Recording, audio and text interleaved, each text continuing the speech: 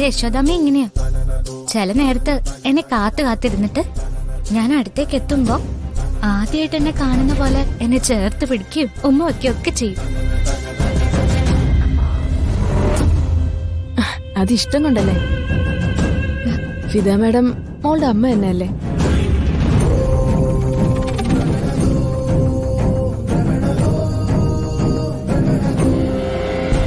ഇറങ്ങാൻ തുടങ്ങുമ്പോ കൊറേ തടസ്സങ്ങളുണ്ടായി. എന്നോട് കണിമംഗലത്തെ മുത്തശ്ശിയാ പറഞ്ഞത്, വേണമെങ്കിൽ ഇന്നത്തെ ദിവസം ലീവ് എടുത്തോളാൻ. അതുകൊണ്ടാണ് ഞാൻ വിളിച്ചു ചോദിച്ചത്. മോൾക്ക് നിർബന്ധമാണെങ്കിൽ തിരിച്ചു പൊയ്ക്കോ, ഞങ്ങള് യാത്ര ക്യാൻസൽ ചെയ്തോളാം. അയ്യോ, അതെന്തിനാ? അതൊന്നും വേണ്ട. ഇനിയിപ്പോ ഞാൻ നോക്കിക്കോളാം. ഞങ്ങള് പോയിട്ട് പെട്ടെന്ന് വരാം. അത്രയും ഇമ്പോർട്ടന്റ് ആയ കാര്യം ആയതുകൊണ്ട്. മാഡം പോയിക്കോളൂ.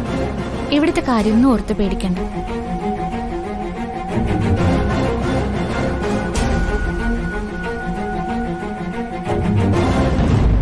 ഈ ദുശകനങ്ങളൊക്കെ കാണുമ്പോ മനസ്സിന് വല്ലാതെ ടെൻഷനാവും.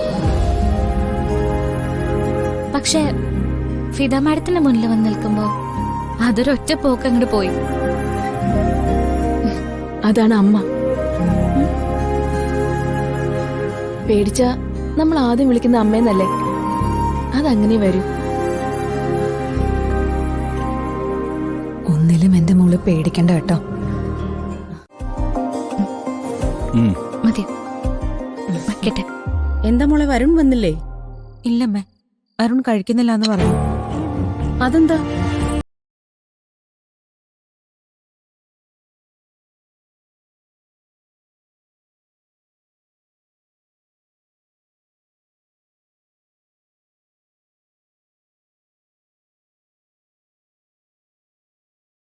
പോലും മനസ്സിലാക്കിയില്ല. പരാതി ഒന്നും പറയണ്ട മോളെ, ഞാനൊന്ന് പോയി നോക്കിട്ട് വരാം. നിങ്ങൾ കഴിക്കേ. ഞാനും വരാം പത്മിനി.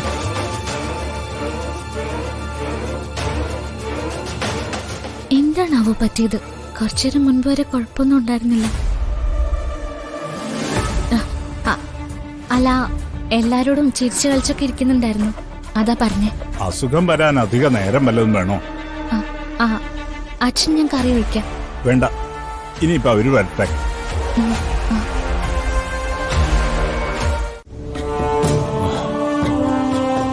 എടാ, തർക്കവും ബഹളവും ഒന്നും വേണ്ട. നീ ആ ബിജുവിനെയും കൂട്ടിയിട്ടെ ഡോക്ടറെ അടുത്തൊന്ന് പോവാൻ നോക്ക്. എന്റെ പൊന്നു മുത്തശ്ശി, ഈ ചെറിയ പനിയും വെച്ച് ഡോക്ടറെ അടുത്ത് ചെന്നാലേ ഡോക്ടർ വരെ കളിയാക്കത്തില്ലേ മുത്തശ്ശി? പിന്നെ ഡോക്ടർമാരെ അസുഖമായിട്ട് ചെല്ലുന്നവരെയൊക്കെ കളിയാക്കല്ലേ? ഞാൻ മരുന്നെടുക്കാം. ചുക്ക് കാപ്പി എന്തെങ്കിലും ഉണ്ടാക്കട്ടെ. ഹോസ്പിറ്റലിൽ പോണോ മോനെ?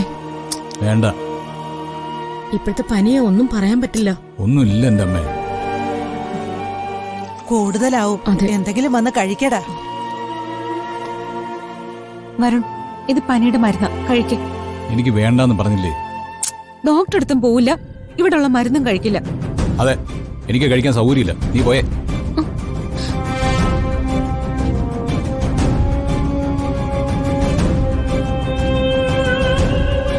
എന്താടാ ഇത്? കൊച്ചുകുട്ടികളെ പോലെ ഒരു വാശി. അച്ഛ, എനിക്ക് ഒന്നുമില്ല. എനിക്ക് ഭക്ഷണം കഴിക്കാൻ തോന്നുന്നില്ല, അതുകൊണ്ട് വേണ്ടാന്ന് പറഞ്ഞു. ഇതിപ്പോ എല്ലാരും കൂടി ഇത്ര വലിയ പ്രശ്നമാക്കണോ? ഈ കുടുംബത്തിൽ ഇത് വലിയ പ്രശ്നമാ. നിനക്കിപ്പോ മരുന്ന് നിഷേധിക്കാൻ എന്താ കാരണം? അതൊന്ന് കേൾക്കട്ടെ. ഞാൻ എടുത്തു കൊടുത്തോണ്ട് തന്നെ. ആണോടാ?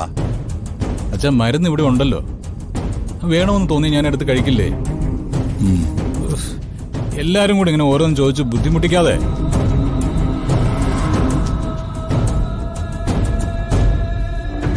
അച്ഛാ, ഒന്നും കിടന്നുറങ്ങി കഴിഞ്ഞാൽ തീരുന്ന കാര്യമുള്ളൂ. ഞാൻ കിടന്നോളാം. എന്നാ പിന്നെ അവൻ കിടന്നുറങ്ങട്ടെ. മോളെ, ഇന്ന് നീ മുത്തശ്ശിയുടെ മുറി കിടക്ക. അയ്യോ വേണ്ടമ്മേ. അത് മതി. വല്ല പകർച്ചപ്പനിയോ മറ്റോ ആണെങ്കിൽ അത് മോളും കൂടി മേടിച്ചെടുക്കണ്ട. അതുകൊണ്ടാ. കൊച്ചുകുട്ടിയായിരുന്നെങ്കിൽ പേടിപ്പിച്ചെങ്കിലും അനുസരിപ്പിക്കാമായിരുന്നു. ഇതിപ്പോ അതിനും നിർവാഹമില്ലല്ലോ.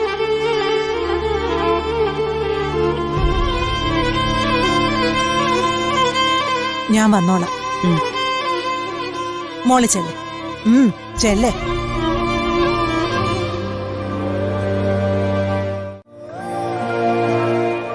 എന്താടാ ഇത്ര ദേഷ്യമൊക്കെ? അസുഖം നിന്റെ ശരീരത്തിനല്ല, മനസ്സിന്. അതെനിക്ക് മനസ്സിലായി.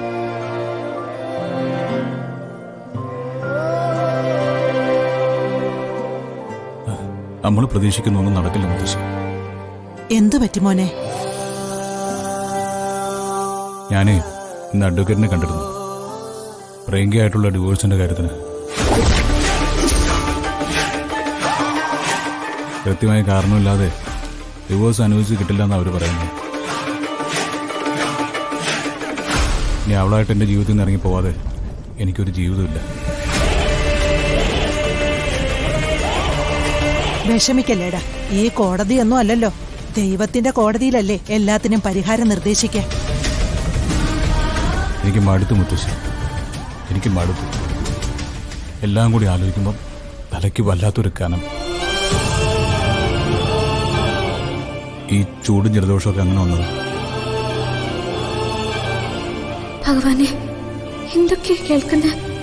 ഡിവോഴ്സോ? അത് നടക്കില്ലെന്ന് പറഞ്ഞു നന്നായി. ഞാനിപ്പോ ആർക്ക് വേണ്ടിയാ പ്രാർത്ഥിക്കേണ്ടത്? പ്രിയങ്കയ്ക്ക് വേണ്ടിയോ അതോ വരുണിന് വേണ്ടിയോ?